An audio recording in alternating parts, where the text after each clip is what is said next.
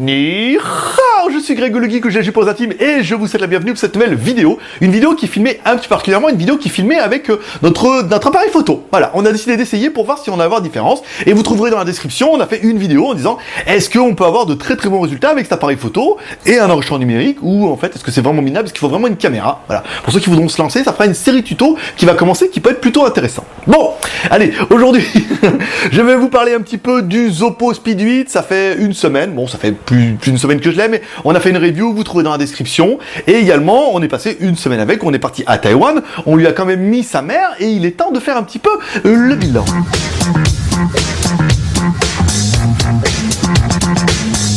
Bon, une vidéo qui sera un peu moins cutée, donc on peut y aller. Alors, moi, qu'est-ce que je fais avec mon smartphone? Bon, je lis mes mails, machin, énormément de mails, forcément. Je vais sur les blogs, je regarde un petit peu les news comme ça, puis je vais également sur mon blog. Je valide les commentaires du JT Geek, bah quand même, il faut bien un petit peu. Je regarde des vidéos sur YouTube, j'adore YouTube, j'adore regarder des vidéos, donc je regarde des vidéos sur YouTube. Je chatte forcément beaucoup avec Line, forcément on a un groupe maintenant JT Geek sur Line, et on a un groupe GLG, donc on chatte. Je fais quelques photos de temps en temps, et quelques vidéos, vous avez pu voir et tout. Et essentiellement, le dernier consommateur de mon smartphone, ça sera le périscope. Bah oui, périscope, franchement, on lui a quand même bien mis sa mère, parce que ça fait chauffer le smartphone, ça fait tirer dessus, ça fait faire de la vidéo, ça fait un peu voir les qualités audio, avec un kit Mali, mais on a quand même eu de très très bons résultats.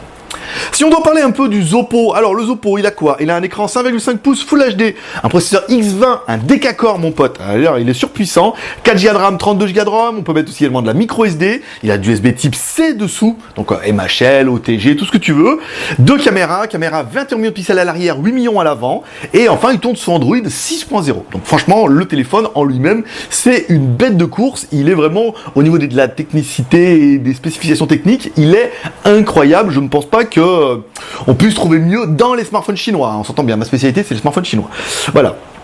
Donc, alors, qu'est-ce que j'aurais bien aimé, moi, dans ce smartphone? J'aurais bien aimé la mémoire. Il y a largement de la mémoire, la RAM et tout, tu peux installer mieux en application, au niveau des trucs, tout de la mémoire, la musique, c'était pas mal. La batterie qui se recharge en charge rapide, ça, c'était quand même plutôt bien. Le GPS qui fonctionne pas mal, les photos qui sont de bonne qualité, en 20 millions de pixels, même vraiment été étonné, je fais les photos, enfin, ouais, ah, c'est pas mal. Pourtant, elle a un iPhone 6, hein. Bien, quand même, c'est bien et tout. Les vidéos, bien, on a fait quand même pas mal de jolies vidéos. Donc, un téléphone dans l'ensemble qui est plutôt équilibré, qui a bien fonctionné, on n'a pas relevé de bugs et tout. Voilà, donc un téléphone qui a quand même bien fait le taf pendant sa semaine et qui est pas tombé en panne, ce qui est le plus important.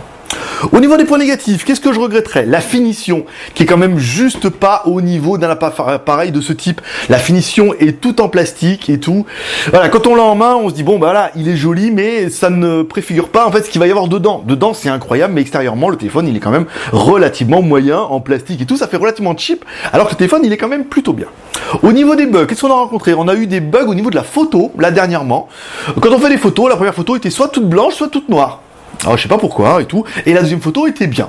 À mon avis ça vient d'un bug, ça peut être corrigé avec une mise à jour, pour espoir que Oppo fasse des mises à jour, mais là j'ai regardé, j'ai fait un scan et tout, pas de mise à jour, mais quand je pense que tu as une mise à jour ça sera bien.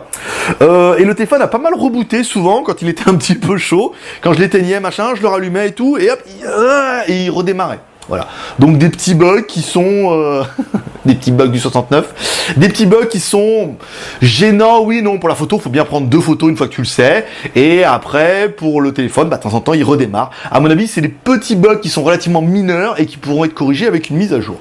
Au niveau du son, c'est pas mal, je me suis servi comme téléphone, pour de vrai, on a appelé, on a fait du Skype, on a fait du Line, on a fait du périscope, voilà, tout a bien fonctionné, un téléphone qui est quand même plutôt équilibré et qui annonce certainement la renaissance de la marque Oppo. Oppo était quand même une grosse marque qui a quand même très bien fonctionné il y a ça quelques années. Ensuite ils se sont un peu endormis sur le laurier, ils ont quand même vachement chié au niveau de la communication et maintenant ils reviennent bien dans le jeu parce qu'il y a un téléphone qui est très bien et je vous assure que si le téléphone avait un contour en métal, parce que le téléphone vaut quand même un peu moins de 300 €, s'il avait eu un contour en métal, là vraiment on aurait eu un appareil de fou.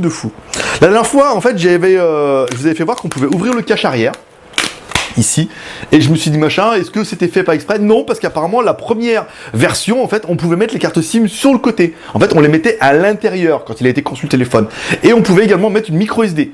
Après, pour des raisons X ou Y qui sont liées à Oppo, ils se sont dit non, bon, tout compte fait, ça, on va arrêter, c'est pas terrible, machin. On va mettre plutôt un emplacement sur le côté ici avec un extracteur de SIM et ils ont abandonné la micro SD. Mais le téléphone peut quand même s'ouvrir. Alors après, est-ce qu'il y aura des coques personnalisables? Au niveau de Zoppo, je ne pense pas. Est-ce qu'après, il y aura la possibilité de changer la batterie? Bon là, il n'y a pas grand chose à bricoler, il faudra juste démonter un petit peu, faire levier avec la batterie, dessouder un peu, ah bon, c'est assez facile. Mais bon voilà, le téléphone peut s'ouvrir, c'est quand même une bonne chose. Et voilà, c'est tout pour aujourd'hui. Donc comme toujours, vous pouvez me soutenir mon encourager avec 3R, le R de share en partageant cette vidéo sur les réseaux sociaux, Twitter, Facebook, Google+, R de commentaire en laissant un commentaire sur cette vidéo pour dire ce que tu penses de ce Zoppo Speed 8 et éventuellement ce que tu penses de cette qualité vidéo avec cet appareil photo. Ben oui, essayez de filmer qu'un appareil photo. Alors, on n'a pas l'habitude, on a quand même une grosse caméra qui vaut bien cher, mais on voulait essayer pour vous lancer une série de tutos. Ah ouais, tu le sais. Et enfin, le R de pouce en l'air, comme ça, pour m'encourager dans mon travail à atteindre le challenge des 500 pouces en l'air par vidéo. Et sur certaines vidéos, on y arrive. Donc, la preuve que tout est possible. Yeah. Allez, c'est tout pour aujourd'hui. Comme dirait ta mère, t'en loupes pas une. Alors, n'hésite pas à t'abonner en cliquant sur ma gueule ici. Tu recevras un mail à chaque fois qu'il y a une nouvelle vidéo. Tous les 2 jours, en moyenne. Voire plus, avec les déballages sauvages et tout. On fait également des lives sur Periscope, tu trouveras le lien dans la description, n'hésite pas à t'abonner, comme ça quand on fait des lives, les déballages sauvages, la quotidienne le mercredi, et comme c'est parti, il va certainement y avoir un rendez-vous aussi le dimanche, et après un rendez-vous surprise quand on aura plus d'abonnés. Allez, c'est tout pour aujourd'hui, paix et prospérité, bye bye. Non, en fait, Zoppo, il est quand même plutôt bien. Hein. Il est bien, il est équilibré, il fonctionne bien, il fait bien le taf. Il est un peu cher, à moins de 300 €, alors qu'il y a OnePlus qui arrive là, surtout aujourd'hui. Donc ça va être un peu compliqué. Mais un très très bon smartphone. Après la finition, on ne peut pas tout avoir, malheureusement. Allez, bonne journée, paix et prospérité, bye bye.